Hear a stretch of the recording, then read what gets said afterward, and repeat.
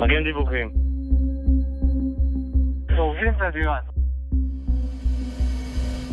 Les assassinats ciblés sont la spécialité des services secrets israéliens depuis la création de l'État d'Israël. Plus de 2000 personnes auraient ainsi été tuées. Nous ne procédons à des assassinats ciblés que lorsqu'il n'y a pas d'autre option. Et pour cela, il faut obtenir l'approbation des plus hautes autorités du pays.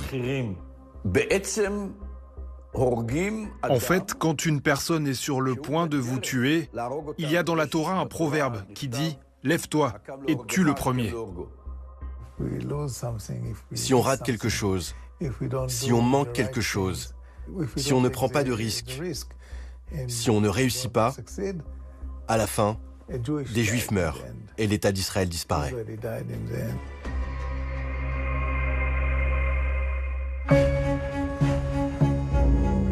Pour mener ces assassinats ciblés en Cisjordanie, les autorités israéliennes ont créé des unités spéciales. Les Mistaravim, ce qui signifie littéralement en hébreu être déguisé en arabe. À la fin des années 80 et au début des années 90, a commencé la première intifada et avec elle des attaques terroristes.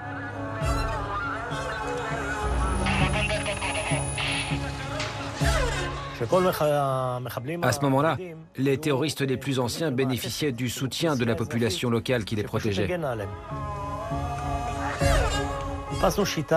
Nous avons donc cherché la méthode qui nous permettrait de mettre la main sur la tête du serpent,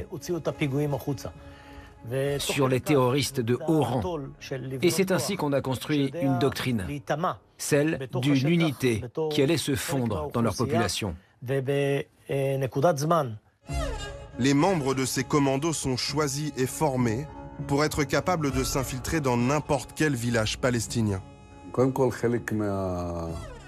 Ils doivent ressembler aux locaux, aux Arabes. Par exemple, on n'accepte pas les blonds. Bon, s'ils sont blonds, on fait en sorte de transformer leur apparence. On coiffe leurs cheveux de manière à ce que ce soit ressemblant avec la population locale, y compris la barbe, les vêtements aussi bien sûr. Tout cela leur est enseigné pendant l'entraînement. Il y a ceux qui parlent très bien l'arabe, et puis il y a ceux qui doivent l'apprendre.